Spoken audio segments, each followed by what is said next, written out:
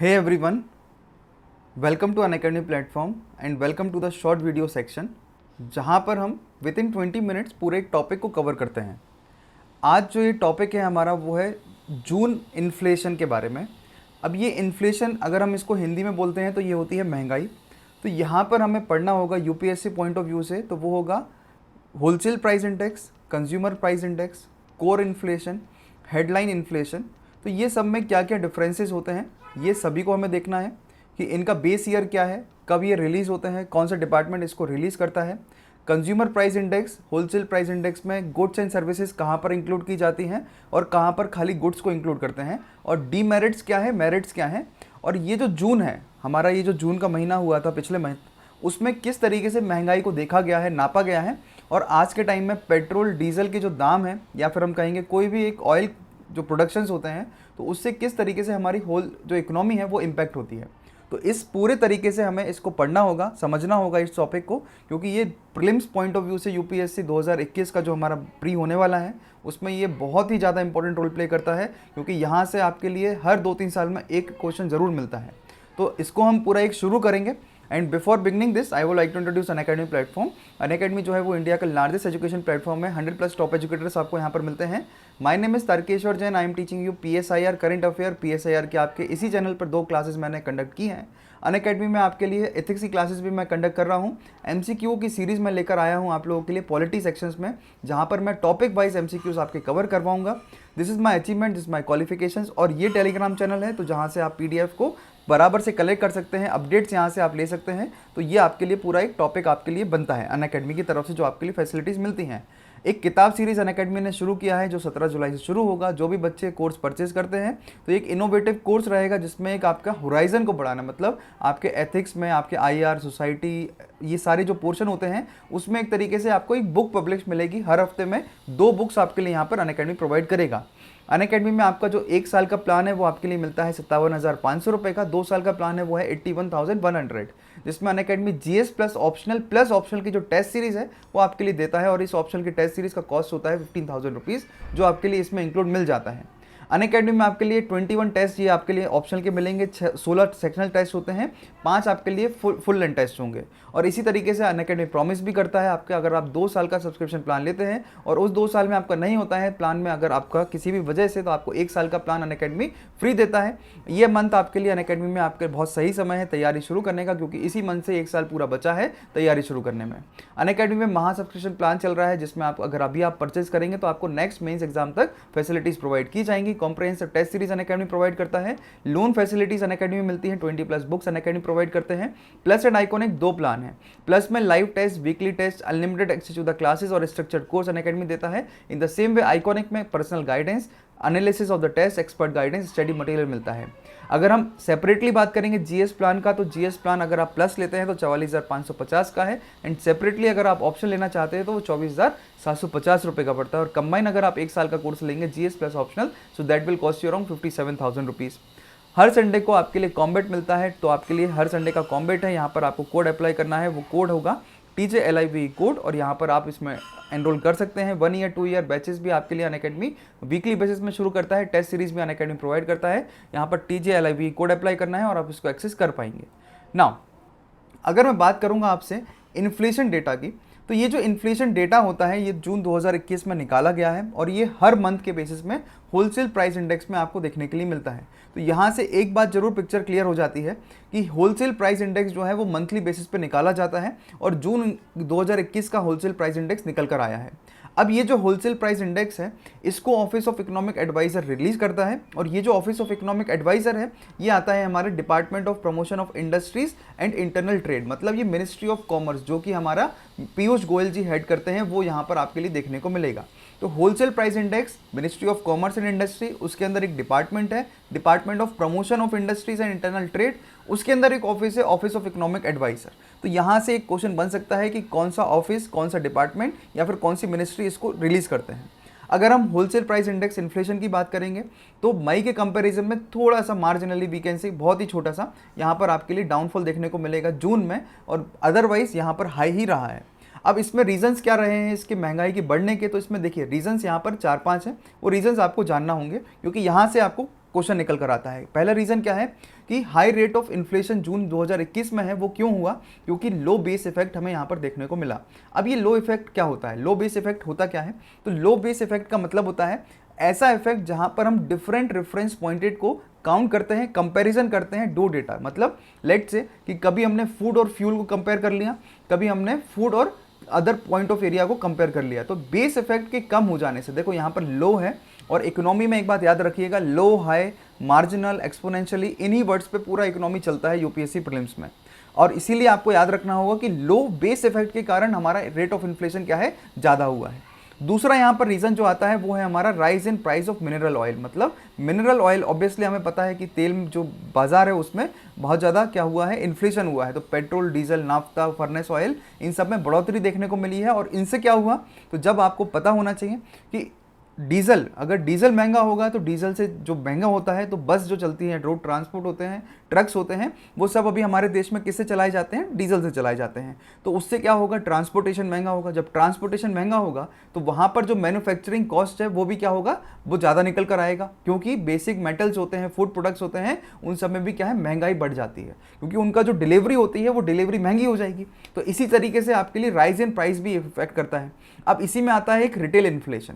तो देखिए wholesale price index में क्या होता है, जहां पर बल्क में सामान खरीदा और बेचा जाता है, मगर रिटेल में होता है जहां पर अपन फुटकर में सामान खरीदते हैं। फुटकर में सामान खरीदने का मतलब होता है जैसे कि एक दूध का पैकेट खरीद लेना, तो उसको हम बोलते हैं रिटेल इन्फ्लेशन। अब इसी में अगर हम बात करेंगे 100 दूध के पैकेट डेली खरीदना, तो वो हो जाता है हमारा होलसेल में खरीदना। ओके, अब ये जो रिटेल इन्फ्लेशन है वो काउंट होता है कंज्यूमर प्राइस इंडेक्स पे, और अभी हमारे देश में रिटेल इन्फ्लेशन है वो केवल 6.5% है। एक क्वेश्चन यहाँ से और निकल कर आता है कि होलसेल प्राइस इंडेक्स जो है वो जस्ट डबल है हमारे देश में कंज्यूमर प्राइस इंडेक्स के। ये बात क्लियर हो गई सभी को कि wholesale price index is just double the consumer price index. But ये जो महंगाई हुई है उससे अब प्रॉब्लम क्या होने लगेगा, प्रॉब्लम होगा कि ये जो होलसेल प्राइस इंडेक्स है वो एक स्पिल ओवर इफेक्ट क्रिएट करेगा, और स्पिल ओवर इफेक्ट किस पे क्रिएट होगा, वो होगा रिटेल इन्फ्लेशन पे। मतलब कि अभी अगर होलसेल में महंगाई हुई, तो होलसेल से महंगाई होने के बाद अभी आपने रिसेंटली सुना होगा कि अमूल ने 2 रुपये लीटर पे दाम बढ़ा दिए। अब अगर अमूल ने 2 रुपये लीटर पे दाम बढ़ाया तो वो डायरेक्टली किस पे इंपैक्ट किया, तो डायरेक्टली जनता पे इफेक्ट किया, है ना, मतलब कि कंज्यूमर पे इफेक्ट किया, और रिटेल इन्फ्लेशन यहां से बढ़ने के चांसेस हो जाते हैं। और इससे क्या होगा, इससे हमारी जो मॉनेटरी पॉलिसीज हैं, सरकार की नीतियां जो होती हैं, वो इंपैक्ट कर जाती हैं। अब देखिए जब हम मॉनेटरी पॉलिसी वर्ड यूज करते हैं तो वो पॉलिसी में आता है हमारा सेंट्रल गवर्नमेंट के लेना देना। जब हम फिस्कल पॉलिसीज का वर्ड यूज करते हैं तो वो फिस्कल पॉलिसीज में भी आपके लिए वहां पर होता है गवर्नमेंट। जब मॉनेटरी पॉलिसी वर्ड यूज होता है तो वहां पर आता है बैंक। तो दोनों में डिफरेंसेस जानना जरूरी है। मैं फिर से बताता हूं कि जब फिस्कल पॉलिसी वर्ड यूज होता है तो फिस्कल पॉलिसी वर्ड होता है जब सरकार अपनी नीतियां बनाती है, और जब मॉनेटरी पॉलिसी वर्ड कहां यूज होगा, जहां पर हमारी नीतियां जो है वो सेंट्रल बैंक बनाता है। और इसमें हम इन्वॉल्व करते हैं management of supply and interest rate, and ये डिमांड साइड इकोनॉमिक पॉलिसी को यूज किया जाता है गवर्नमेंट के द्वारा ऑफ ए कंट्री, जिससे कि हम मैक्रो इकोनॉमिक ऑब्जेक्टिव्स को पूरा कर पाएंगे। और ये जो मॉनेटरी पॉलिसी है इसको लेकर बैंक जो है, आरबीआई हमारा जो सेंट्रल बैंक है, उसने अपना क्या बनाया हुआ है, मॉनेटरी पॉलिसी कमेटी बनाया है। मैं अभी आपको आगे चलकर ये बताऊंगा। तो इंप्लीकेशंस क्या होते हैं, तो रीजंस ये हैं, बेस इफेक्ट का कम होना, rise in price of mineral oils हो जाना, increasing cost of manufactured product हो जाना, और उससे जो है हमारे लिए इंपैक्ट पड़ेगा, वो होगा इंपैक्ट हमारे रिटेल इन्फ्लेशन पे। और रिटेल इन्फ्लेशन पे इंपैक्ट होगा तो वो मॉनेटरी पॉलिसी पे इंपैक्ट करेगा। एंड मॉनेटरी पॉलिसीज क्या होती हैं, जो ऐसी पॉलिसीज जो सेंट्रल बैंक बनाता है, मतलब आरबीआई बनाता है। ये बात क्लियर हो गया। अब इसमें अब अगर हम बात करेंगे तो होलसेल प्राइस इंडेक्स क्या होता है, और होलसेल प्राइस इंडेक्स से यहाँ से क्वेश्चन किस तरीके से पूछते हैं। सबसे पहली चीज़ आपको याद रखना है कि होलसेल प्राइस इंडेक्स का एक बेस ईयर है। बेस ईयर क्या होता है कि जो भी चीज़ जब हमें काउंट करना होता है कि महंगाई कितनी बढ़ी, तो उसके लिए हम एक पहले रेफरेंस पॉइंट देखेंगे ना कि इतने सालों में, लेट से कि 2011-12 से लेके 2021 में या फिर 2021-22 में 10 सालों में कितनी महंगाई बढ़ गई है, तो उसको हम क्या बोलते हैं, उसको हम बोलते हैं रेफरेंस। तो इसमें बेस क्या हुआ, बेस हुआ 2011, और उससे हमने काउंट किया आज की महंगाई को। तो ये पहले जो था वो था 2004-5, इसको अभी 2017 में कर दिया है 2011-12। मतलब कि होलसेल प्राइस इंडेक्स जो है उसका बेस ईयर कितना है, वो है हमारा 2011-12, और ये हमने कब चेंज किया, 2017 में इसको चेंज किया। और ये क्या है, तो ये एक most widely use inflation indicator है हमारे इंडिया में, और ये ऑफिस ऑफ इकोनॉमिक एडवाइजर निकालता है, ministry of commerce and industry इसको रिलीज करती है। और ये मेजर क्या करते हैं होलसेल प्राइस इंडेक्स में, तो होलसेल प्रोडक्ट्स को, मतलब कि होलसेल बिजनेसेस को, पूरे मैन्युफैक्चरिंग के बड़े बड़े जो लेवल पे बिजनेस होते हैं उसको ये काउंट करती हैं। मगर होलसेल प्राइस इंडेक्स में एक बात और याद रखना होगा कि it only counts goods not services, मतलब यहां पर हम केवल गुड्स को देखते हैं, सर्विसेज को नहीं देखते। मेजर क्रिटिसिज्म क्या है यहाँ पर कि जो जनरल पब्लिक है उसका इन्वॉल्वमेंट नहीं होता है महंगाई को देखते हुए, क्योंकि होलसेल प्राइस इंडेक्स में हम होलसेल लेवल पर काम करते हैं। अब इसी में जो दूसरा आता है वो आता है consumer price index. Consumer price index जो है वो जस्ट अपोजिट है हमारे होलसेल प्राइस इंडेक्स का, और ये जो है सबसे पहले याद रखना है कि ये हमारे लिए मिनिस्ट्री ऑफ स्टैटिस्टिक्स इसको रिलीज करती है, और मिनिस्ट्री ऑफ स्टैटिस्टिक्स के अंदर आता है नेशनल स्टैटिस्टिकल ऑर्गेनाइजेशन, ये इसके द्वारा रिलीज किया जाता है। तो होलसेल प्राइस इंडेक्स को रिलीज करने वाली मिनिस्ट्री है ministry of commerce and industry, office of economic adviser. Consumer price index को रिलीज करने वाली मिनिस्ट्री है ministry of statistics, national statistical organisation उसको ऑफिस उसको रिलीज करता है। ये क्या देखते हैं, तो ये हमारे यहाँ पर फुटकर जो बायर होते हैं उनके महंगाई कितनी बड़ी है वो देखते हैं, और आज के टाइम में ये कितना है, अभी मैंने आपको बताया था 6.2% अप्रोक्सीमेटली ये काउंट होता है। ये कैलकुलेट करते हैं हमारे difference in the price of commodities and services. तो एक चीज़ यहाँ से फैक्ट फिर से निकल कर आता है कि यहाँ पर गुड्स एंड सर्विसेज को काउंट किया जाता है, एंड होलसेल प्राइस इंडेक्स में ओनली गुड्स को कैलकुलेट करते हैं, जैसे कि फूड हो गया, मेडिकल केयर है, एजुकेशन है, इलेक्ट्रॉनिक्स आइटम्स है। तो ये सब क्या है, ये सब आपके लिए, जैसे टीवी है तो टीवी हो गया, शिक्षा हो गया, मेडिकल केयर हो गए, फूड हो गया, ये सब डायरेक्टली क्या है कंज्यूमर से जुड़े रहते हैं, जहाँ पर कंज्यूमर सीधे जाके इनको परचेज करता है। अब इसी में जो है सीपीआई इन्फ्लेशन, उसमें सब ग्रुप्स हैं। सब ग्रुप्स मतलब कि फूड एंड बेवरेजेस अलग होते हैं, बेडिंग फुटवेयर अलग होता है, housing clothing fuel and light, इस तरीके से ये बांटा गया है। मेजरली कंज्यूमर प्राइस इंडेक्स को 4 मेजर पार्ट में बांटा गया है, वो है डिवाइडेड है industrial worker, agricultural labour, rural labour and rural urban combined. ये आपको याद रखना है कि हमारे देश में सीपीआई इन्फ्लेशन 4 पार्ट में डिवाइडेड है। एक इसको हम कैलकुलेट करते हैं इंडस्ट्रियल लेवल पर, एक कैलकुलेट करते हैं हम एग्रीकल्चर लेवल पर, एक हम इसको कैलकुलेट करते हैं गांव के लेवल पर, और एक हम कैलकुलेट करते हैं शहर के लेवल पे। तो 4 तरीके से हमारे देश में महंगाई को नापते हैं या फिर वीकेंड से मेजर किया जाता है। अब इसमें से जो शुरू के 3 है industrial labour, agricultural labour and rural labour, इनको जो है ये labour bureau ministry of labour जो है वो रिलीज करती है, और इसमें जो है मिनिस्ट्री ऑफ लेबर क्या होगी, तो ministry of labour and employment labour bureau इसमें आता है, और ये इसको रिलीज करते हैं, मतलब इसकी पूरी रिपोर्ट तैयार करते हैं। अब जो हमारा 4th वन है CPI rural urban and combined, इसको रिलीज करने वाली मिनिस्ट्री है वो है हमारी ministry of statistics, national statistical organisation. अब सीपीआई का जैसे हम बेस ईयर की बात करेंगे, तो होलसेल प्राइस इंडेक्स में बेस ईयर क्या था, तो वो बेस ईयर रखा गया था 2011-12, और इस बेस ईयर को कब चेंज किया था, 2017 में इसको चेंज किया था। पहले इसका बेस ईयर कितना था, तो वो था हमारा 2004-2005। अब इसी तरीके से अगर हम कंज्यूमर प्राइस इंडेक्स की बात करेंगे, तो कंज्यूमर प्राइस इंडेक्स का बेस ईयर कितना है, तो कंज्यूमर प्राइस इंडेक्स में 4 अलग अलग है। तो उसमें से जो इंडस्ट्रियल वर्कर वाला बेस ईयर है, तो उसमें बेस ईयर रखा गया है वो है 2016। अब 2016 इंडस्ट्रियल वर्कर का बेस ईयर रखा गया। अब इसी में अगर हम बात करते हैं मॉनेटरी पॉलिसी कमेटी, तो मैंने आपको बताया ना कि मॉनेटरी पॉलिसी अगर वर्ड आएगा तो बैंक के टर्म्स में मॉनेटरी पॉलिसी आएगा। तो सरकार ने क्या किया, मतलब बैंक ने यहाँ पर एक मॉनेटरी पॉलिसी कमेटी बनाया है, और वो कमेटी क्या करती है, वो एक लेवल सेट किया है। उसने लेवल क्या सेट किया है कि with in the margin of 4+, मतलब कि 4% से ना ज़्यादा कम ना ज़्यादा कम ना ज़्यादा, इस तरीके से उन्होंने कैलकुलेट किया। मतलब -2% भी होगा और +2% तक, इससे ज़्यादा हमारा महंगाई जो है कंज्यूमर प्राइस लेवल पे हम नहीं ले जाएंगे। मतलब इससे एक और फैक्ट निकल कर आता है कि जो मॉनेटरी पॉलिसी कमेटी है, वो मॉनेटरी पॉलिसी कमेटी आरबीआई के द्वारा बनाई गई है, और उस मॉनेटरी पॉलिसी कमेटी का काम क्या है कि महंगाई को देखना। और ये महंगाई को कैसे देखती है, तो consumer price index industrial worker के लेवल पर ये देखती है, और इनका जो बेस ईयर है, वो बेस ईयर इन्होंने रखा गया है वो है 2012, ठीक है, वो है बेस ईयर इस 2016। तो इनका बेस ईयर कितना है, तो 2016 इसका बेस ईयर है। 2014 में आरबीआई ने यहाँ पर सीपीआई को एक की मेजर अपने लिए नापा गया था इन्फ्लेशन को मेजर करने के लिए। आई होप ये आपके लिए पूरा समझ में आ गया होगा। अब मेजर डिफरेंस एक बार आप जान लो सीपीआई और डब्ल्यूपीआई में। तो पहला डिफरेंस क्या है कि यहाँ पर गुड्स होते हैं, डब्ल्यूपीआई में गुड्स होते हैं, सर्विसेज नहीं होती हैं, और अपने सीपीआई में गुड्स एंड सर्विसेज दोनों होती हैं। WPI ट्रैक करता है इन्फ्लेशन प्रोड्यूसर लेवल पे और CPI इन्फ्लेशन लेवल काउंट करता है कंज्यूमर लेवल पे। WPI में कैप्चर नहीं करते हैं प्राइसेस ऑफ सर्विसेज, मगर CPI में हम करते हैं। अब इसी में क्या होता है, इन्फ्लेशन। तो what is this inflation? Inflation मतलब होता है, देखिए ये यूपीएससी ने प्रीलिम्स में डायरेक्टली क्वेश्चन पूछा था यहाँ से कि what is the inflation.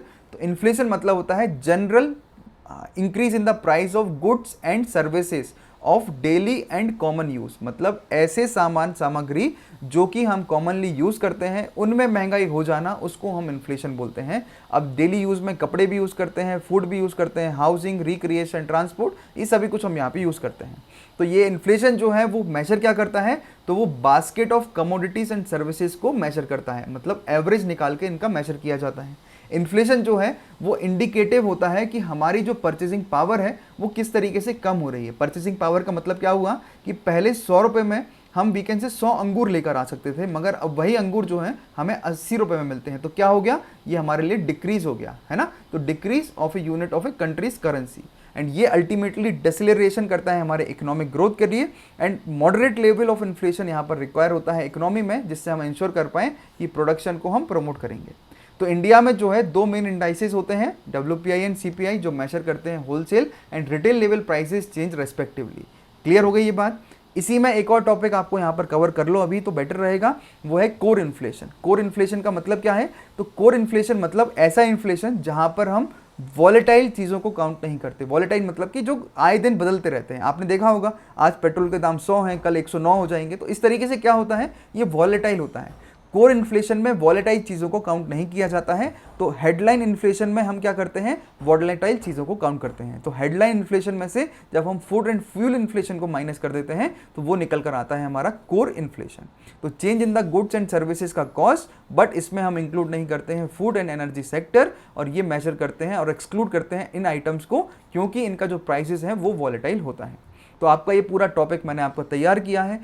TJLIV code apply करिए। TJLIV कोड अप्लाई करके आपको अनअकैडमी के सब्सक्रिप्शन में बहुत सारे लिक्विडेटिव ऑफर्स मिलते हैं। 57,000 रुपीज़ में 1 साल का प्लान अनअकैडमी आपके लिए प्रोवाइड करता है।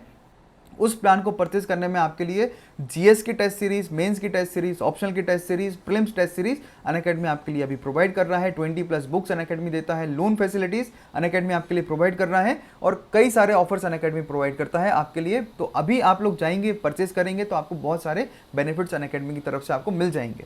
और apart from all this, benefits अपनी जगह होते हैं, मगर ऑप्शनल की जब हम बात करते हैं उसमें कोई भी लापरवाही नहीं बरतना है, क्योंकि अगर ऑप्शनल आपका अच्छे से तैयार नहीं है और आपने उसकी आंसर राइटिंग प्रैक्टिस नहीं की तो सब कुछ बेकार हो जाता है। सो TJLIV कोड अप्लाई करिए, लाइक शेयर एंड सब्सक्राइब करते रहिए। इसी तरीके से छोटे छोटे टॉपिक आपके लिए मैं लेकर आऊँगा, तो आपकी प्री और मेंस दोनों की तैयारी रहती रहेगी। So thank you so much.